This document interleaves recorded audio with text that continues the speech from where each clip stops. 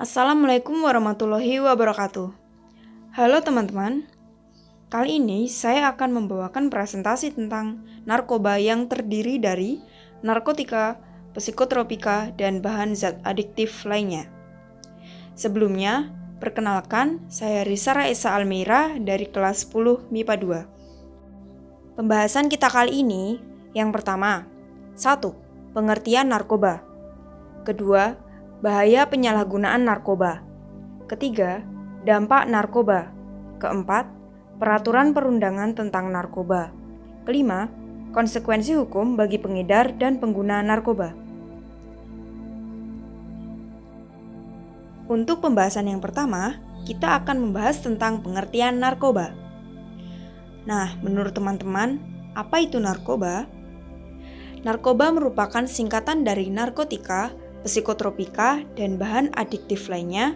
Zat atau obat ini baik yang bersifat ilmiah, sintetis, maupun semi-sintetis yang menimbulkan efek penurunan kesadaran, halusinasi, serta daya rangsang.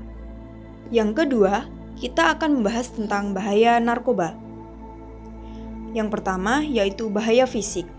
Di antara lain akan menimbulkan ketagihan atau ketergantungan, mengganggu mental, mengganggu kesehatan, cenderung menjadi pelaku kejahatan, mengakibatkan kematian, memupus intak. Yang kedua, kerusakan fungsi sistem syaraf pusat otak. Otak adalah bagian terpenting dalam sistem syaraf pusat, sehingga otak dilindungi oleh tulang tengkorak yang sangat kuat. Waspadalah penyalahgunaan narkoba dapat merusak membahayakan jaringan fungsi sistem syaraf pusat otak. Otak terbuat dari bahan yang sangat halus dan lunak, di mana dilakukan miliaran pesan-pesan elektronik yang menggerakkan seluruh tubuh dan mengendalikan berbagai fungsi penting seperti jantung, paru-paru, kelenjar hormon, dan pencernaan. Karena itu, sistem syaraf pusat otak adalah bagian tubuh yang memberi hidup pada kita yang harus kita jaga dengan sangat hati-hati. Penggunaan narkoba sangat membahayakan fungsi sistem syaraf pusat, maka harus dicegah sedini mungkin dengan menjauhi narkoba. Ketiga, terjadi infeksi akut otot jantung dan gangguan peredaran darah. Jantung sebagai alat hidup tubuh kita setiap detik memompakan darah ke seluruh tubuh kita. Terganggunya alat pompa darah kita karena narkoba berarti fungsi kesehatan, kekebalan tubuh kita sedikit demi sedikit akan hilang dan rusak. Keempat, menggunakan jarum suntik secara sembarangan rentan terhadap penyakit. Para pengguna narkoba terbiasa menggunakan satu jarum suntik beberapa kali dan bergantian dengan temannya. Hal ini sangat berbahaya karena dapat menularkan penyakit seperti HIV atau AIDS. Kelima, gangguan pada paru-paru, sukar bernapas, sesak napas, dan penyakit-penyakit paru-paru lainnya. Penggunaan narkoba dapat mempengaruhi paru-paru sehingga penyakit yang berhubungan dengan pernapasan seperti TBC, sukar bernafas, sesak napas, dan penyakit-penyakit paru-paru lainnya sering diderita oleh pengguna narkoba. Keenam, susah buang air besar karena kinerja saluran cerna pada lambung, usus besar terganggu. Kinerja saluran cerna pada lambung dan usus besar terganggu, hal ini mengakibatkan susah buang air besar.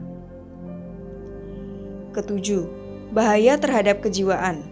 Di antaranya, bersikap labil, cepat memberontak, introvert dan penuh rahasia, sering berbohong dan suka mencuri, menjadi sensitif, kasar, dan tidak sopan, memiliki kecurigaan yang sama terhadap semua orang, menjadi malas dan prestasi belajar menurun, akal sehat tidak berperan, berpikir rasional.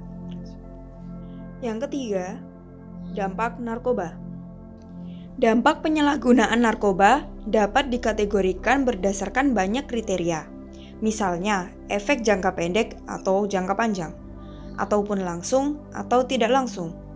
Selain itu, dampak narkoba juga tergantung pada jenis narkoba yang digunakan, seberapa banyak yang telah dikonsumsi, dalam jangka waktu berapa lama, kondisi kesehatan orang itu sendiri-sendiri, maupun faktor lainnya. Berikut adalah dampak narkoba dalam jangka pendek dan panjang bagi kesehatan. Pertama, dampak narkoba jangka pendek dapat berupa perubahan nafsu makan, tidak bisa tidur, detak jantung yang tidak beraturan, perubahan tekanan darah dan suasana hati, hingga penyakit kronis seperti serangan jantung, stroke, psikosis, overdosis, bahkan meninggal dunia. Kedua, dampak narkoba jangka panjang yakni penyakit jantung maupun paru-paru, kanker, kelainan jiwa, HIV atau AIDS, hepatitis, dan lain-lain. Ketiga, dampak penyalahgunaan narkoba yang sangat serius adalah kerusakan ginjal. Ginjal memiliki fungsi penting untuk menyaring kelebihan mineral dan limbah dari darah. Namun, obat-obatan terlarang seperti heroin hingga ketamin dapat menyebabkan kerusakan ginjal atau bahkan gagal ginjal. Keempat, dampak penyalahgunaan narkoba selanjutnya adalah penyakit organ hati. Sebab, obat-obatan terlarang serta alkohol dapat merusak sel organ hati, sehingga menyebabkan peradangan, luka, hingga gagal hati. Yang keempat, kita akan membahas tentang peraturan perundangan tentang narkoba. Peraturan perundangan yang digunakan adalah Undang-Undang Narkotika atau Narkoba Nomor 35 Tahun 2009 tentang Narkotika Pasal 116 Ayat 1 yang berbunyi, setiap orang yang tanpa hak atau melawan hukum menggunakan narkotika golongan 1 terhadap orang lain atau memberikan narkotika golongan 1 untuk digunakan orang lain dipidana dengan pidana penjara paling singkat 5 tahun dan paling lama 15 tahun dan pidana denda paling sedikit 1 miliar rupiah dan paling banyak 10 miliar rupiah. Yang kelima, kita akan membahas tentang konsekuensi hukum bagi pengedar dan pengguna narkoba. Jenis-jenis sanksi-sanksi pidana yang dijatuhkan kepada pelaku pengedar narkoba menurut Undang-Undang Nomor 35 Tahun 2009. Sanksi tersebut diklasifikasikan ke dalam 2 bentuk hukuman yakni: pertama, pidana penjara dan denda. A. Memproduksi, mengimpor, mengekspor, atau menyalurkan narkotika golongan pertama. B.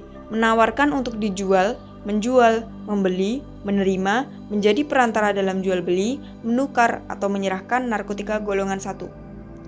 C. Menggunakan narkotika golongan 1 terhadap orang lain atau memberikan narkotika golongan 1 untuk digunakan orang lain. D. Memproduksi, mengimpor, mengekspor, atau menyalurkan narkotika golongan 2. E. Menawarkan untuk dijual, menjual, membeli, menerima, menjadi perantara dalam jual beli, menukar, atau menyerahkan narkotika golongan 2. F. Menggunakan narkotika golongan 2 terhadap orang lain atau memberikan narkotika golongan 2 untuk digunakan orang lain. Pidana penjara dan denda dijatuhkan secara kumulatif terhadap pelaku yang melakukan perbuatan pidana yang disebutkan di atas. Untuk lamanya penjara atau besar sedikitnya denda ditentukan banyak sedikitnya penyalahgunaan, namun tidak melebihi 1 kg atau melebihi 5 batang pohon, atau dalam bentuk bukan tanaman beratnya melebihi 5 gram. Yang kedua, pidana mati. Pidana mati dijatuhkan kepada pelaku pengedar yang memenuhi klasifikasi sebagai berikut. A. Memproduksi, mengimpor, mengekspor, atau menyalurkan narkotika golongan 1, opium, kokain, heroin, metamfetamina, dan ganja, dalam bentuk tanaman, beratnya melebihi 1 kg atau melebihi 5 batang pohon, atau dalam bentuk bukan tanaman, beratnya melebihi 5 gram. B. Menawarkan untuk dijual, menjual, membeli, menjadi perantara dalam jual beli, menukar, menyerahkan, atau menerima narkotika golongan 1 yang dalam bentuk tanaman beratnya melebihi 5 batang pohon atau dalam bentuk bukan tanaman beratnya 5 gram. C. Penggunaan narkotika terhadap orang lain atau pemberian narkotika golongan 1 untuk digunakan orang lain mengakibatkan orang lain mati atau cacat permanen. D. Memproduksi, mengimpor, mengekspor, atau menyalurkan narkotika golongan 2, ekgonina, morfin, metobromida, dan morfina, beratnya melebihi 5 gram. E. Menawarkan untuk dijual, menjual, membeli, menjadi perantara dalam jual beli, menukar, menyerahkan, atau menerima narkotika golongan 2 sebagaimana yang dalam bentuk tanaman beratnya melebihi 5 batang pohon atau dalam bentuk bukan tanaman beratnya 5 gram. F. Penggunaan narkotika terhadap orang lain atau pemberian narkotika golongan 2 untuk digunakan orang lain mengakibatkan orang lain mati atau cacat permanen. Sementara pada pasal 127 ayat 3 Undang-Undang Narkotika menyebutkan setiap orang penyalahguna narkotika golongan 1, ganja, sabu-sabu, kokain, opium, heroin, dan lain-lain, bagi diri sendiri dipidana dengan pidana penjara paling lama 4 tahun. Kemudian, pengguna narkotika golongan 2, morfin, pertidin, dan lain-lain, bagi diri sendiri dipidana dengan pidana penjara paling lama 2 tahun. Terakhir, pengguna narkotika golongan 3, kodein, dan lain-lain, bagi diri sendiri dipidana dengan pidana penjara paling lama 1 tahun.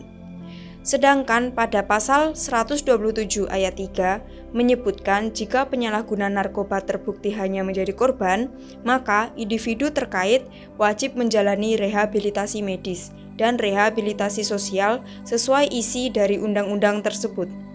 Hanya saja, saat ini korban lebih banyak dijerat dengan pasal 112 tentang penyalahgunaan narkoba karena lebih mudah dalam hal pembuktian.